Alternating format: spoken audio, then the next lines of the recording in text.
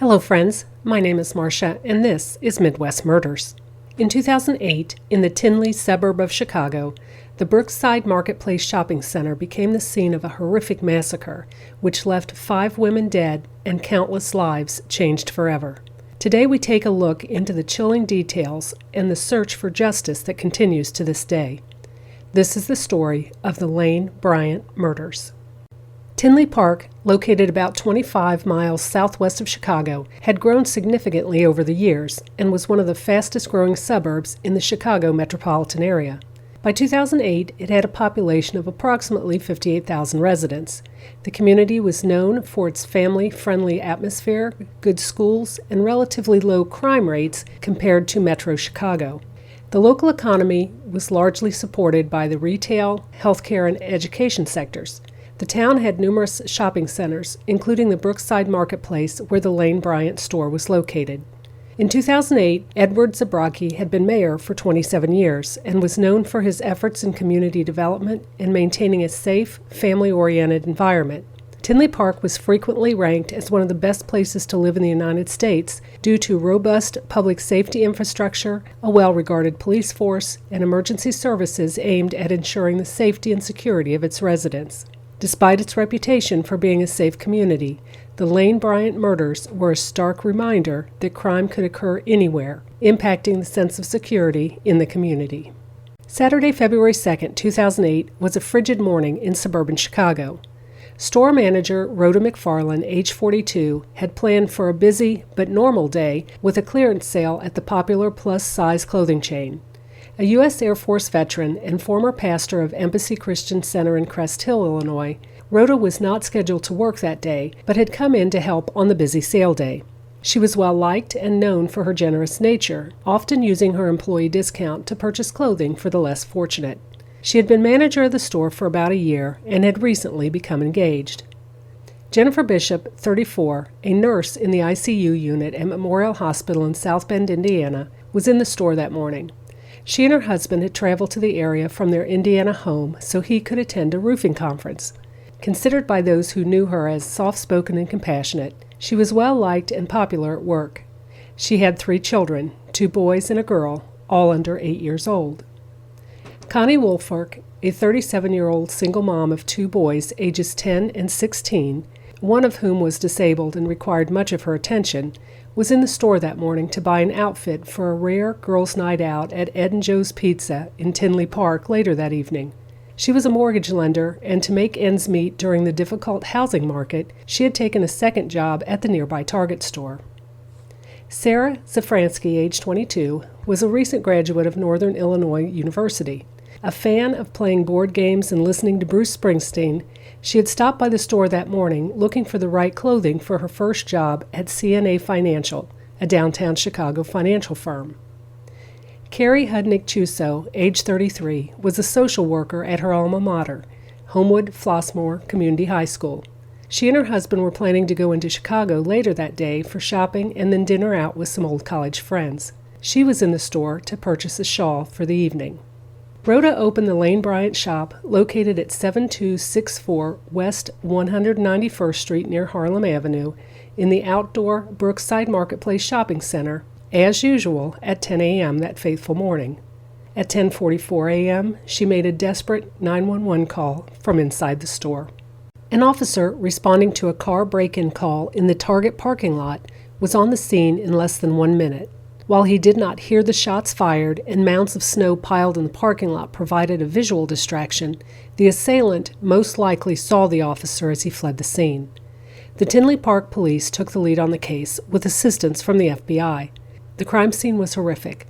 5 women were found deceased in the back room, lying face down with their heads covered by clothing. All had been shot in the head. While official reports do not mention it, family members have reported that at least one of the victims had been pistol whipped and had blood under her nails, indicating that she had put up a fight. Several days later, police would announce a part-time store employee had survived the attack by playing dead after sustaining a graze wound to the neck. She was treated at St. James Hospital in Olympia Fields and has remained unidentified. During the initial investigation, a witness reported seeing a black male, 25 to 35 years old, 5'9", 260 pounds, wearing a black winter coat, cap, and dark pants, leaving the store around the time of the 911 call. Another witness saw a man matching the description driving a red car from the scene. This led police to search nearby stores for the suspect. Police helicopters and dog teams aided in the search. Once the unidentified survivor was well enough, she provided additional information, including correcting the height of the assailant to between 6 foot and 6'2", with 3 to 5 puffy cornrows running from the back of his head to the front, with one strand with 4 green beads hanging over his right cheek. This was enough for the police to create a composite of the suspect. The survivor also provided additional details about the killings. Between 10:10 and 10:15 a.m., a tall man with a husky build, who appeared to be a delivery person, sauntered in and chatted with the women. There are conflicting reports as to whether he knocked on the back door and was let in, or came in through the front door. Regardless, he was in the store for 30 minutes before the killings. At some point, he pulled out a high-powered .40 caliber Glock handgun and announced he was robbing the store. He ordered the 2 employees and the 2 shoppers who were in the store at the time to the back, tied their hands and feet with duct tape, and forced them to lie face down and covered their heads with clothing. When 2 other customers entered, he ambushed them. During the assault, Rhoda somehow managed to loosen her hands and called 911 on her cell phone at 10:44 a.m. It was determined that the killer did not start shooting until he discovered Rhoda on the phone with 911. Police did release part of the 911 call where you can hear the killer's muffled voice and also the faint voice of Rhoda, hoping someone would recognize the killer's voice. 911 emergency. Lane Bryant.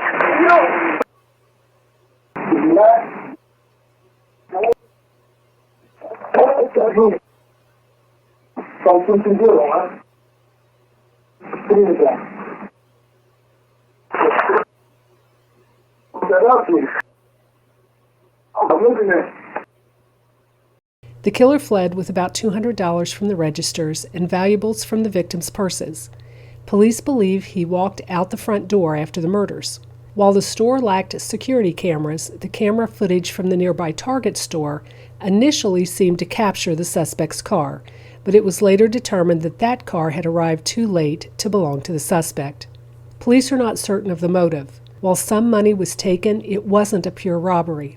They theorized the suspect might have been a drug addict looking for quick cash, targeting the Lane Bryant as a soft target, staffed by women with female customers, in a relatively isolated part of the strip center with easy access to I-80. Charming Shoppers, Inc., owner of Lane Bryant, offered a $50,000 reward for information, volunteered to pay the costs of the funerals, and set up a memorial fund to assist the families.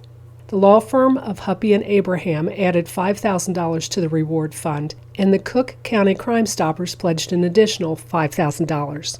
The reward fund would eventually grow to $100,000. All Chicago-area Lane Bryant stores were closed the day following the murders in mourning and remembrance. The Lane Bryant name was removed from the Brookside Marketplace store and the windows covered in black. Its inventory was donated to local charities. Vigils were held and American flags on all buildings in the city were ordered to fly at half-staff for 5 days, 1 day for each victim. America's Most Wanted profiled the case, showing police dashcam footage of the police arriving on scene, hoping to jog someone's memory. In 2024, the community raised an additional $3,000 to add to the reward fund. It currently stands at $103,000. A TJ Maxx now occupies the space where the Lane Bryant used to be. The store had sat vacant for 6 years. A statement from TJ Maxx indicated the company was unaware of the building's past when the lease was signed. 7,500 leads have come in over the years, and police still actively investigate the case. They have added new resources and investigators to the case with the goal of finding the person responsible for the 5 murders. This case remains a haunting reminder of the fragility of life and the enduring quest for justice. Despite the passage of time, the memories of those lost live on in the hearts of their loved ones and the community of Tinley Park. If you have any information that could help solve this case, please contact the Tinley Park Police Tip Line at 708-444-5394 or email them at lanebryant.tipline@tinleypark.org. What you know could make a difference. Until next time, stay curious, stay vigilant, and may the truth reveal itself in the shadows.